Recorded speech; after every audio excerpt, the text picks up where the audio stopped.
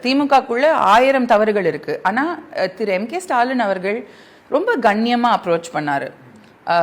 பெண்களை இழிவுபடுத்தி பேசல. இளைஞர்களை வந்து எப்பவுமே நீங்க படிங்க, படிக்கிறது மட்டும்தான் உன்னுடைய வேலை, மற்றதெல்லாம் நாங்க பாத்துக்கிறோம் அப்படின்னு சொன்ன ஒரு பெட்டர்னல் ஃபிகரா நம்ம பார்க்க ஆரம்பிச்சோம் அவரை. அவர் தோத்தது வந்து எனக்கு அண்ட் யார்கிட்ட தோத்துருக்காரு அண்ட் யார் எந்த சிஸ்டமால தோக்கடிக்கப்படுறாரு அப்படின்னு பார்க்கும்பொழுது எனக்கு வருத்தமாக இருந்தது. அதே மாதிரி ஐ வாண்ட் டிவிக்கு யங் பீப்புள் டு அண்டர்ஸ்டாண்ட் இதோடைய நியூவான்சஸ்லாம். நீங்கள் வந்து பிகாஸ் இளைஞர்களுக்கு தான் ஃப்யூச்சருடைய ரெஸ்பான்சிபிலிட்டியை நம்ம வந்து கொடுக்குறோம்.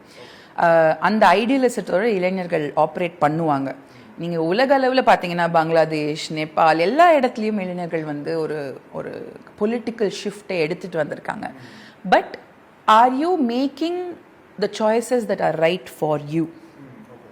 That is my question.